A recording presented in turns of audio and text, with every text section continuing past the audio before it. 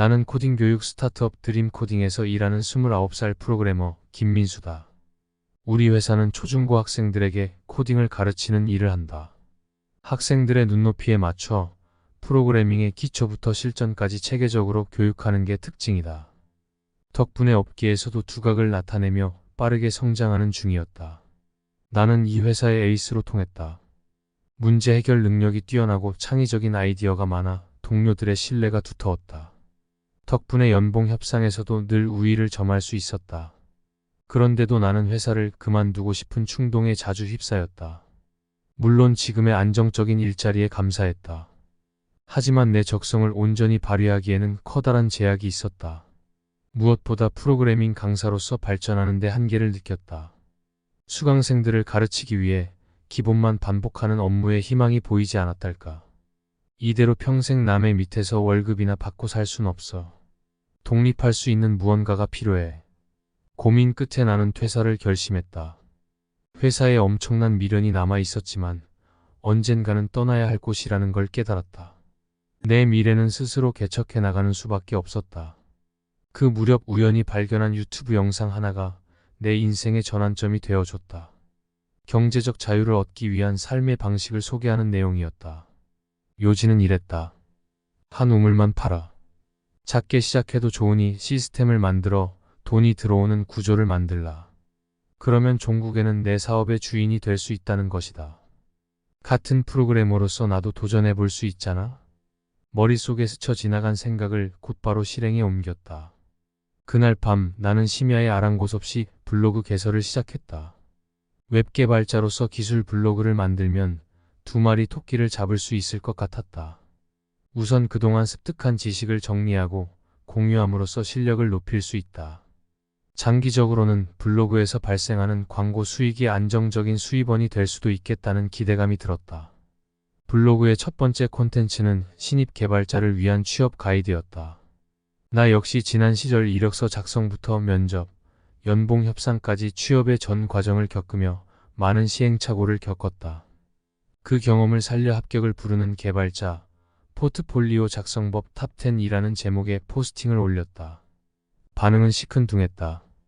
검색 노출이 거의 되지 않아서 조회수는 한참 동안 한 자릿수에 그쳤다. 그래도 나는 포기하지 않고 꾸준히 글을 썼다. 퇴근 후와 주말에는 온종일 블로그에 매달렸다. 덕분에 차곡차곡 좋은 내용들이 쌓여갔다. 그러던 어느 날 사람들이 내 블로그에 몰리기 시작했다. 알고 보니 내 포스팅 하나가 국내 최대 개발자 커뮤니티에 소개된 것이다. 베테랑 개발자가 주목할 만한 신의 블로그로 추천을 한 덕분이었다. 순식간에 일일 방문자 수가 1000명을 넘어섰고 며칠 만에 수만 뷰를 기록했다. 깜짝 놀란 나는 서둘러 블로그 운영 전략을 다잡았다. 방문자들이 궁금해할 만한 내용으로 콘텐츠를 고도화하고 틈틈이 소통하며 충성도 높은 구독자를 모았다.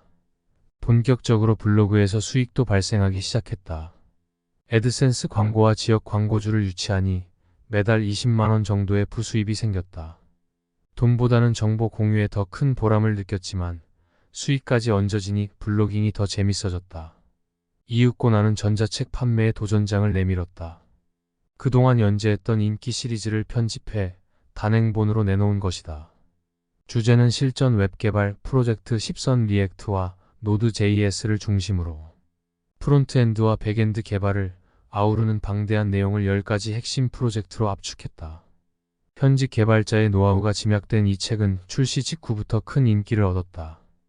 판매 한 달 만에 3000부 이상 팔려나갔고 IT 분야 전자책 베스트셀러 순위에서 상위권을 유지했다. 수익은 무려 500만원을 훌쩍 넘겼다. 광고비로 월세와 생활비를 충당하고 부모님께 효도까지 할 수 있었다. 이제 경제적 자유를 향한 첫걸음을 내디딘 셈이었다. 블로그 만세. 이거야말로 프로그래머의 로망 아닌가? 나는 날아갈 듯한 기분으로 회사에 사표를 제출했다. 상사와 동료들은 만류했지만 마음을 돌릴 순 없었다. 물론 걱정이 앞서기도 했다. 불안정한 수입의 의지에 살아갈 자신이 없었던 것이다. 그런데도 프리랜서로 가는 게 나의 운명 같았다. 블로그를 통해 세상에 내 목소리를 내는 일, 프로그래밍으로 사람들에게 도움이 되는 일. 이것이야말로 내가 바라던 삶의 방식 아니겠는가. 각오를 다진 나는 개인 사업자로 등록하고 본격적인 블로거의 길에 접어들었다. 퇴사 후 반년 동안 전국을 떠돌며 디지털 노마드를 만끽했다. 어디서든 자유롭게 글을 쓰고 영상을 찍을 수 있으니 삶이 더없이 풍요롭게 느껴졌다.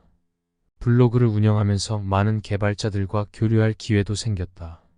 우수한 포스팅으로 업계에서 입소문이 난 덕분이었다. 유명 프로그래밍 학원에서 출강 제안을 받았고 기업체 세미나에도 초청받아 강연을 했다. 어느새 김민수라는 이름은 하나의 브랜드가 되어 있었다. 내가 쓴 책은 시리즈로 늘어났고 강의 영상은 유료 회원을 확보할 정도로 퀄리티가 높아졌다. 1년 전만 해도 상상할 수 없던 일이었다. 돌이켜보면 블로그 하나로 내 인생은 완전히 달라졌다. 월급쟁이에서 당당한 프리랜서로, 평범한 개발자에서 영향력 있는 IT 전문가로 성장한 것이다. 무엇보다 자신의 진로를 개척해나가는 기쁨을 만끽할 수 있게 되었다. 지금도 수많은 프로그래머들이 나에게 조언을 구한다. 그들 앞에서 나는 이렇게 말한다. 여러분, 블로그에 도전해보세요.